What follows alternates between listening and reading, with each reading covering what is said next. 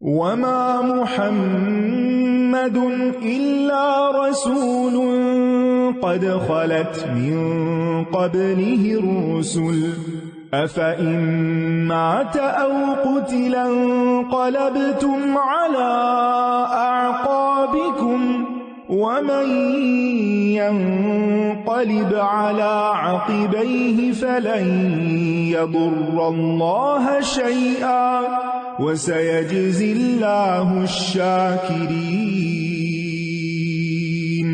وما كان لنفس أن تموت إلا بإذن الله كتابا مؤجلا ومن يرد ثواب الدنيا نؤته منها ومن يرد ثواب الآخرة نؤته منها وسنجزي الشاكرين وكأي من نبي قاتل معه ربيون كثير فما وهنوا لما أصابهم في سبيل الله وما ضعفوا وما استكانوا والله يحب الصابرين وما كان قولهم إلا أن قالوا ربنا اغفر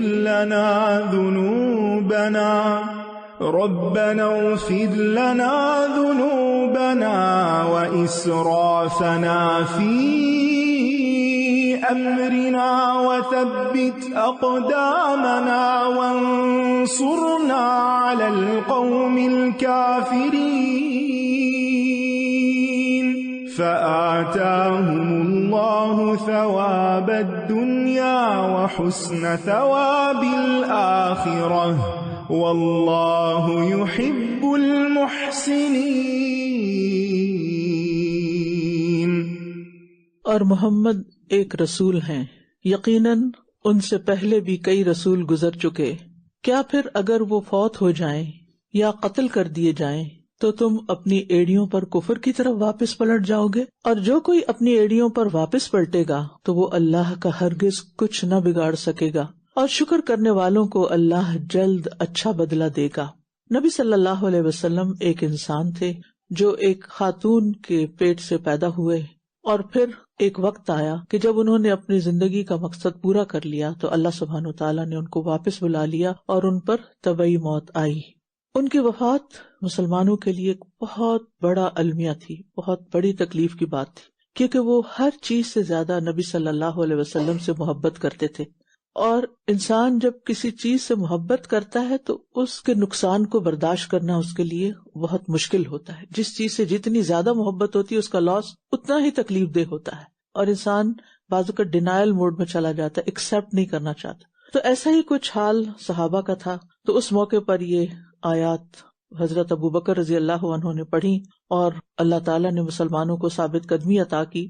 تو بات یہ ہے کہ اللہ کا دین جاری و ساری رہتا ہے، لوگ آتے جاتے ہیں، پیغمبر بھی آئے اور اپنا کام کر کے چلے گئے، اور اسی طرح جو بھی امت میں علماء آئے ایک وقت کے لیے آئے اور پھر اپنا کام کر کے چلے گئے، اور ہر دور میں ایسا ہی ہوتا ہے۔ لہذا ایسے موقع پر انسان کو اللہ سبحانہ وتعالیٰ کی عظمت کو بھی یاد رکھنا چاہیے، اور اس بات کو یاد رکھنا چاہیے کہ اللہ سبحانہ وتعالیٰ کسی کا بھی محتاج نہیں، یعنی اللہ کے دین کا کام ہوتا رہا ہے، ہوتا رہے گا۔ اگر ہم کریں گے تو یہ صرف ہماری سعادت ہے، اور اگر ہم نہیں کریں گے اور ہم نہیں ہوں گے تو اللہ تعالیٰ کو کچھ بھی فرق نہیں پڑے گا، اس کا کوئی بھی نقصان نہیں ہوگا۔ لہذا فتنے کے وقت، تکلیف کے وقت اللہ کے دین پہ ثابت قدم رہنا اور اللہ کی اطاعت پر ہی قائم رہنا، یہ انسان کو فائدہ دیتا ہے۔ وَمَن يَنْقَلِبْ عَلَىٰ عَقِبَيْهِ فَلَن يَضُرَّ اللَّهَ شَيْئًا، جو اپنی ایڑیوں پہ پلٹ جائے وہ اللہ سبحانہ وتعالیٰ کو کچھ بھی نقصان نہ دے سکے گا۔ اور کوئی شخص اللہ کے حکم کے بغیر مر نہیں سکتا، موت کا مقرر وقت لکھا ہوا ہے، اور جو کوئی اپنے عمل کا بدلہ دنیا میں چاہتا ہے ہم اسے اس میں سے کچھ دے دیتے ہیں، اور جو کوئی آخرت میں بدلہ چاہتا ہے تو ہم اسے اس میں سے دے دیں گے، اور ہم شکر کرنے والوں کو ضرور اچھا بدلہ دیں گے۔ یاد رکھیے کہ موت کا وقت متعین ہے، وہ آگے پیچھے نہیں ہو سکتا. لہٰذا انسان کو موت سے بھاگنے کی فکر چھوڑ دینی چاہیے، اور جتنا وقت ملا ہے، جو صلاحیتیں ملی ہیں، جو ریسورسز ہیں، جو قوتیں ہیں، جو مہلت ہے، جو آزادی ہے، اس سارے کو دین کی خدمت میں لگا دینا چاہیے. یعنی اس وقت ہے، آج ہمارے پاس وقت ہے، اس وقت ہم ایک مجلس میں بیٹھے ہیں جب اللہ کی کتاب سن رہے ہیں، تو ہمیں اس وقت باقی ساری فکر اور سب باتیں پیچھے چھوڑ دینی چاہیے اور ذہنی اور قلبی طور پر حاضر رہنا چاہیے، کیونکہ ہمیں نہیں پتا کل کا وقت کیسا آئے گا، آئندہ زندگی کیسے ہوگی. تو انسان کے اوپر امتحان بھی آتے ہیں، کبھی بیماری ہوتی ہے، کبھی صحت ہوتی ہے، کبھی غربت ہوتی ہے، کبھی فقر. یعنی یہ نہیں ہو سکتا کہ اس زندگی میں آپ کے سارے حالات آپ کے موافق ہو جائیں. اس لیے اگر آپ یہ انتظار کرتے رہیں گے کہ آئیڈیل سچویشن ہو تو پھر میں کچھ کروں گی، تو زندگی میں کوئی چیز آئیڈیل نہیں ہوتی، ہر چیز کے اندر کچھ نہ کچھ کمی ہوتی ہے. اس لیے انسان جو کر سکتا ہے کرتا رہے، اور کرنے کے لیے کیا ضروری ہے؟ اپنا گول سیٹ کریں، آپ چاہتے کیا ہیں، اپنے وائی کو اسٹرانگ کریں. کیوں؟ وَمَن يُرِدْ ثَوَابَ الدُّنْيَا نُؤْتِهِ مِنْهَا وَمَن يُرِدْ ثَوَابَ الْآخِرَةِ نُؤْتِهِ مِنْهَا. اگر گول یہ ہے کہ دنیا میں کوئی فائدہ اٹھانا ہے، دین کا کام کرے تو مل جائے گا، اور اگر گول یہ ہے کہ اس کے ذریعے آخرت کا فائدہ اٹھانا ہے اور آخرت میں کامیابی حاصل کرنی ہے تو وہ مل جائے گا. تو جتنا زیادہ آپ کا مقصد آپ پر واضح ہوگا کسی بھی کام کا، مثلاً اس وقت آپ یہاں بیٹھے، سوچیے کیوں بیٹھی ہوں، یہ کام میں کیوں کر رہی ہوں، مجھے اس سے کیا چاہیے، مجھے اس سے کیا حاصل کرنا ہے. جتنا اعلیٰ آپ کا مقصد ہوگا اتنا ہی زیادہ آپ کو اس سے فائدہ ہوگا، اور کسی بھی کام کے کرنے کے پیچھے. لہٰذا چھوٹی چھوٹی باتوں، چھوٹے چھوٹے جھگڑوں، چھوٹی چھوٹی چیزوں سے اوپر اٹھ کے اپنی زندگی میں بڑے مقاصد سامنے رکھے. اور کتنے ہی نبی ایسے گزرے جن کے ساتھ مل کر بہت سے اللہ والوں نے جنگ کی، تو اللہ کی راہ میں انہیں جو کچھ بھی پیش آیا اس پر نہ تو انہوں نے ہمت ہاری، نہ وہ کمزور پڑے. یعنی مشکلات آئیں لیکن انہوں نے ہمت نہیں ہاری، کمزور نہیں ہوئے، کوئی احساس محرومی نہیں آیا ان کے اندر، اور نہ ہی وہ دبے. اور اللہ صبر کرنے والوں سے محبت کرتا ہے. اور ان کی بات اس کے سوا کچھ نہ تھی کہ انہوں نے کہا، اے ہمارے رب، ہمارے گناہوں کو بخش دے، اور ہمارے کام میں ہونے والی ہماری زیادتیوں کو بھی، اور ہمارے قدموں کو جما دے، اور کافر قوم کے مقابلے میں ہماری مدد فرما. یعنی جب بھی انسان دیکھے کہ زندگی میں کوئی ناکامی ہو رہی ہے، پیچھے ہو رہا ہے انسان کسی چیز سے، تو کسی اور کو بلیم کرنے کی بجائے اپنی غلطیوں کی طرف دیکھنا شروع کرے کہ مجھ سے کہاں کوتاہی ہوئی ہے، اور اس پر اللہ تعالیٰ سے معافی مانگے. اور اگر کہیں زیادتی ہوئی ہے تو اس پر بھی اللہ تعالیٰ سے معافی مانگ لے. دعا مومن کا ہتھیار ہے. دعا ہر اس مشکل میں فائدہ دیتی ہے جو نازل ہو چکی ہے، اور ان مشکلات میں بھی فائدہ دیتی ہے جو آئندہ ہونے والی ہیں، ان کو واپس پلٹا دیتی ہے. دعا سے انسان کے اندر ثابت قدمی آتی ہے. دعا سے انسان کا اللہ تعالیٰ کے ساتھ کنیکشن مضبوط ہوتا ہے. دعا سے انسان دنیا کی کامیابیاں بھی حاصل کرتا ہے، اور آخرت کی کامیابی کا انحصار بھی دعاؤں پر ہے. اور پھر اللہ کے راستے میں اگر کمزوری آنے لگے، مثلاً آپ اپنے آپ کو دیکھیں کہ آپ کو صراط مستقیم پر چلنے میں کیا مشکل آ رہی ہے، یا دین کی خدمت کرنے میں کیا مشکل پیش آ رہی ہے، تو اس کا علاج صبر اور استغفار ہے. ربنا اغفر لنا ذنوبنا واسرافنا فی امرنا وثبت اقدامنا. اور جس کے پاس یہ شعور آ گیا، کیا شعور؟ کہ وہ اپنی غلطیوں کو دیکھ سکے اور اللہ کی مدد سے طاقتور بنے، تو اس کو ہر طرح کی بھلائی مل جاتی ہے. تو اللہ نے ان کو دنیا میں بھی بدلہ دیا اور آخرت میں بھی اچھا بدلہ دے گا. یعنی انہوں نے وہ مانگ لیا جو ان کو چاہیے تھا. جب بھی احساس ہو کہ میرے اندر کوئی کمزوری ہے، ویکنس ہے، تو فوراً اللہ سے مانگے، اللہ مجھے طاقتور کر. بزدلی، اللہ میرا جبن دور کر دے.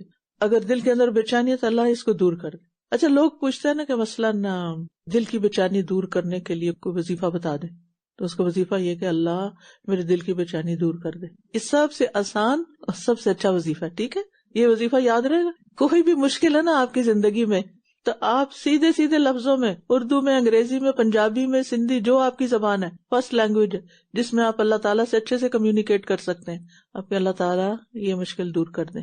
میں کمزور ہوں، مجھے طاقتور کر دیں. میں بیمار ہوں، مجھے صحت مند کر دیں. میں چل نہیں سکتی، میرے لیے چلنا آسان کر دیں. میں فلاں کام کرنا چاہتی، اللہ مجھے کرنے کی توفیق دے. سمپل سمپل زندگی گزارے، سمپل سمپل باتیں کیا کریں. بڑے بڑے فلسفوں میں انسان بھول بھلائیوں میں کھو کے کہیں کا نہیں رہتا. کوئی ضرورت نہیں ہوتی کہ لاکھ دفعہ کوئی چیز پڑھو تو پھر ہی اللہ دے گا. اللہ تو ایک لا الہ الا انت سبحانک انی کنت من الظالمین کہنے پر بھی مچھلی کے پیٹ اور سمندر کی گہرائیوں سے باہر نکال دیتا ہے. يا أيها الذين آمنوا إن تطيعوا الذين كفروا يردوكم على أعقابكم فتنقلبوا خاسرين بل الله مولاكم وهو خير الناصرين سنلقي في قلوب الذين كفروا الرعب بما أشركوا بالله ما لم ينزل به سلطانا ومأواهم النار وبئس مثوى الظالمين ولقد صدقكم الله وعده إذ تحسونهم بإذنه حتى إذا فشلتم وتنازعتم في الأمر وعصيتم من بعد ما أراكم ما تحبون منكم من يريد الدنيا ومنكم من يريد الآخرة ثم صرفكم عنهم ليبتليكم ولقد عفا عنكم والله ذو فضل على المؤمنين إذ تصعدون ولا تلوون على أحد والرسول يدعوكم في أخراكم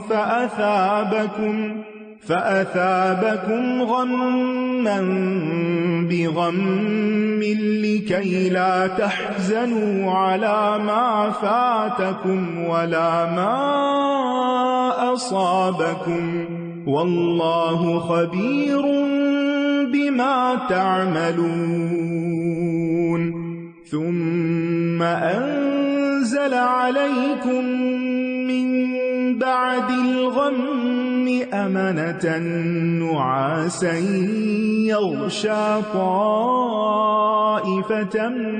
منكم وطائفة قد أهمتهم أنفسهم يظنون بالله غير الحق ظن الجاهلية يقولون هل لنا من الأمر من شيء قل إن الأمر كله لله يخفون في أنفسهم ما لا يبدون لك يقولون لو كان لنا من الأمر شيء ما قتلنا هاهنا قل لو كنتم في بيوتكم لبرز الذين كتب عليهم القتل إلى مضاجعهم وليبتلي الله ما في صدوركم وليمحص ما في قلوبكم والله عليم بذات الصدور إن الذين تولوا منكم يوم التقى الجمعان إنما استزلهم الشيطان ببعض ما كسبوا ولقد عفا الله عنهم إن الله غفور حليم. اے لوگو جو ایمان لائے ہو، اگر تم ان لوگوں کی اطاعت کرو گے جنہوں نے کفر کیا تو وہ تمہیں تمہاری ایڑیوں کے بل کفر کی طرف پھیر دیں گے، پھر تم خسارے میں جا پڑو گے، کیونکہ انسان اسی کے دین پر ہوتا ہے جس کی وہ بات مانتا ہے. بلکہ اللہ ہی تمہارا مولا ہے اور وہ مدد کرنے والوں میں سب سے بہتر ہے. جن لوگوں نے کفر کیا ہم ضرور ان کے دلوں میں تمہارا روب ڈال دیں گے، اس وجہ سے کہ انہوں نے اللہ کے ساتھ وہ شریک بنائے جن کی اس نے کوئی دلیل نازل نہیں کی، اور ان کا ٹھکانہ آگ ہے، اور ان ظالموں کا کتنا برا ٹھکانہ ہے. تو بنیادی طور پر یہاں اللہ سبحانہ تعالیٰ کی اطاعت اور احسن طریقے سے اس کی طرف متوجہ ہونے کی بات کی جا رہی ہے. اور انسان جب اللہ کو راضی کرتا ہے تو اللہ تعالیٰ بھی انسان کے لیے اپنی توفیق اور مدد اور تائید کے راستے کھول دیتا ہے. اور پھر یہ بھی نقطہ مل رہا ہے کہ توحید جو ہوتی ہے، ایمان جو ہوتا ہے، اس کا ایک روب ہوتا ہے اس پر جس کا ایمان نہیں ہوتا. اسی لیے آپ دیکھیں کہ کمزور ترین ہونے کے باوجود لوگوں کو مسلمانوں کا ایک خوف ہے. تو یہ اس ایمان کی وجہ سے ہے. اور جس کا ایمان زیادہ ہو، جیسے حضرت عمر رضی اللہ عنہ کا ایمان بہت مضبوط تھا، تو ان سے کون ڈرتا تھا؟ شیطان بھی ڈرتا تھا، اور وہ رستہ چھوڑ کے دوسری طرف چلا جاتا تھا. تو اصل تو کنجی ایمان میں ہے نا. ہمیں ہر وہ کام کرنا چاہیے جس سے ایمان بڑھتا رہے، تاکہ ہم عمل صالح کرنے کے قابل ہو سکیں، ہمارے اندر استقامت آ سکے. اور جب انسان شرک کرتا ہے تو اس کا روب ختم ہو جاتا ہے، اس کے اندر بزدلی آ جاتی، کیونکہ اس نے کمزور سہارے تلاش کر رکھے ہیں. اور بے شک اللہ نے تم سے اپنا وعدہ سچا کر دکھایا جب تم انہیں اس کے حکم سے قتل کر رہے تھے، یہاں تک کہ جب تم نے بزدلی دکھائی اور رسول کے حکم کے بارے میں باہم جھگڑا کیا، اور جو ہی اس نے تمہیں وہ چیز دکھائی جس سے تم محبت رکھتے تھے، یعنی مال غنیمت، تو تم نے رسول کی نافرمانی کی. تم میں سے کوئی وہ ہے جو دنیا چاہتا ہے. اللہ کو پتا ہے نا کہ کس کے دل میں کس چیز کی چاہت ہے. تم میں سے کوئی وہ ہے جو دنیا چاہتا ہے، اور تم میں سے کوئی وہ ہے جو آخرت چاہتا ہے. پھر اس نے تمہیں ان سے پھیر دیا تاکہ وہ تمہیں آزمائے، اور یقیناً اس نے تم سے درگزر کیا، اور اللہ مومنوں پر فضل فرمانے والا ہے.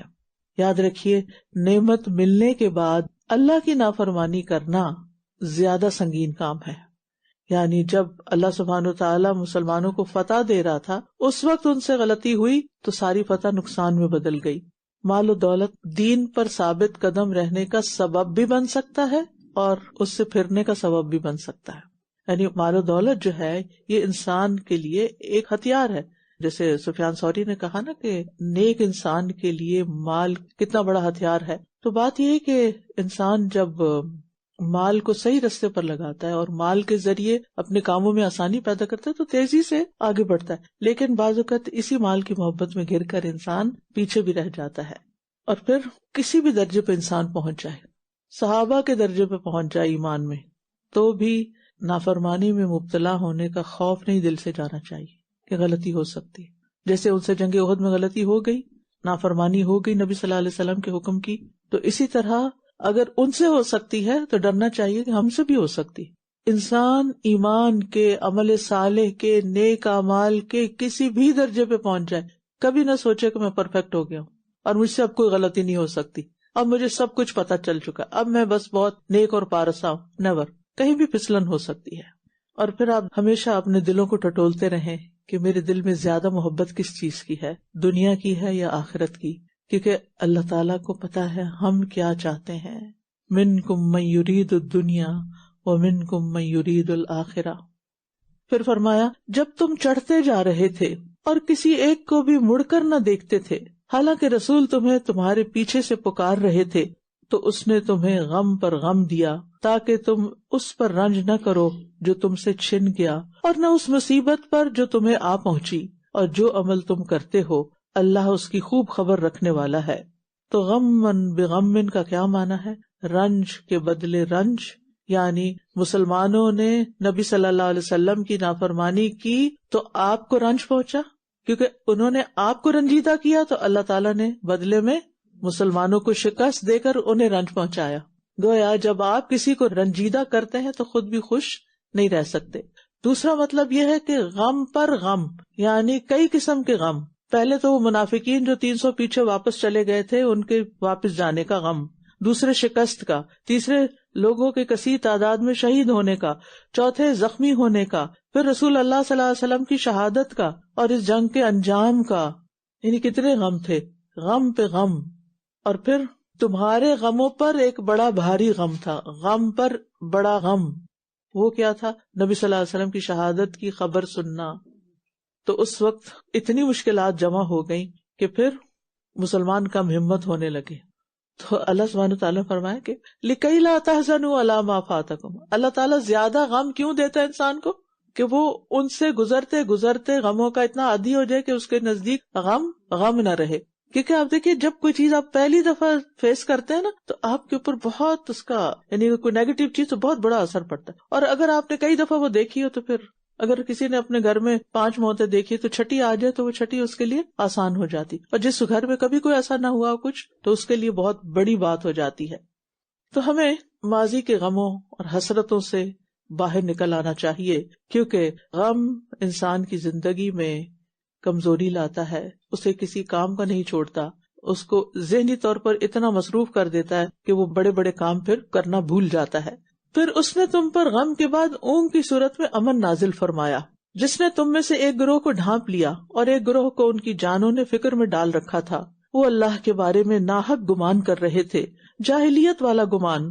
وہ کہہ رہے تھے کیا ہمارے لیے اس معاملے میں سے کسی چیز کا کوئی اختیار ہے؟ کہہ دیجئے بے شک معاملہ سارے کا سارا اللہ ہی کے اختیار میں ہے. وہ اپنے دلوں میں وہ کچھ چھپا رہے تھے جو وہ آپ کے لیے ظاہر نہیں کر رہے تھے. وہ کہہ رہے تھے اگر ہمارے لیے اس معاملے میں کچھ بھی اختیار ہوتا تو ہم اس جگہ قتل نہ کیے جاتے. کہہ دیجئے اگر تم اپنے گھروں میں بھی ہوتے تو جن لوگوں کے حق میں قتل ہونا لکھ دیا گیا تھا وہ اپنی موت کے مقامات کی طرف نکل پڑتے. اور یہ اس لیے ہوا تاکہ جو کچھ تمہارے سینوں کے اندر ہے اللہ اسے آزما لے، اور تاکہ جو کچھ تمہارے دلوں میں ہے اسے خالص کر دے، اور اللہ سینوں کے بھید خوب جاننے والا ہے.